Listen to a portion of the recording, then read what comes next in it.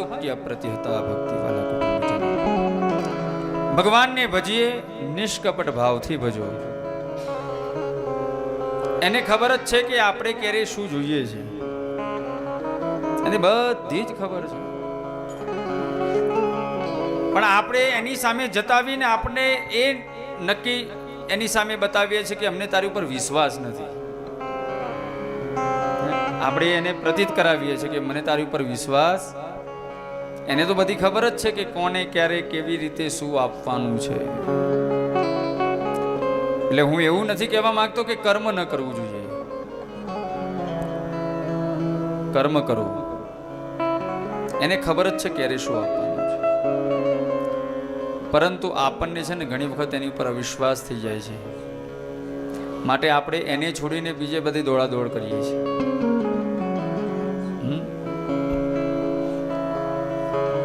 ઈશ્વર કાર્ય પૂર્ણ કરવા માટે, એમાં પણ ભક્તોના કાર્ય પૂર્ણ કરવા માટે ગમે તે રૂપે, ગમે ત્યાં, ગમે તેવી રીતે, ગમે તેવી પરિસ્થિતિમાં પ્રગટ થઈ જાય છે. શાસ્ત્ર પ્રમાણો પૂરે છે.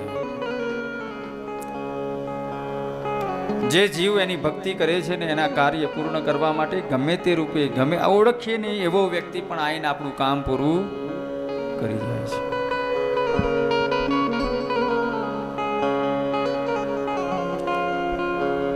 એની ઉપર વિશ્વાસ રાખવો. જે જીવ એની ઉપર અખૂટ વિશ્વાસ રાખે છે ને, ભગવાન એની વારે થાય છે અને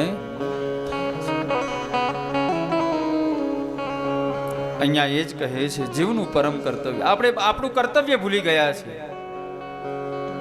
આપણું કર્તવ્ય એ જ છે કે એની ભક્તિ કરવી, બસ. પણ આપણે બીજું બધું કરવા લાગ્યા છે.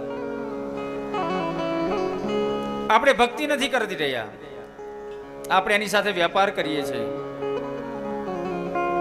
કે તું મારા દીકરા માટે આમ કરજે, હું તારું આમ કરીશ. તું મારા દીકરા માટે આમ કરજે, હું તારું આમ કરીશ. મારા દીકરાને 10માં પાસ કરજે, 56 ભોગ ધરાય, કાં તો માન ભોગ ધરાય. એ માન ભોગના માટે ભગવાન એને 10માં પાસ કરી દે. 10માંથી આપણે પાછા અટકીએ, 12મું આવે, 12માં પાછું કે હારે ટકા આવે, પાછું કે સાયન્સમાં. પ્રભુ હારી કોલેજમાં એડમિશન. હવે એડમિશન માટે ભગવાનને કહેવાનું. આપણને આપણા છોકરાના માર્ક ઉપર વિશ્વાસ ના હોય કે સારી હોસ્પિટલ, સારી કોઈ કોલેજમાં એડમિશન. હે માર્ક હોય ને તો એ ભગવાનને કે પ્રભુ હારી. હવે માર્ક તો આવે તો એને મળશે જ્યાં મળવાનું હશે તે. ટૂંકમાં કહેવાનો મતલબ એટલો જ છે કે આપણને એની ઉપર વિશ્વાસ નથી, વિશ્વાસ નથી.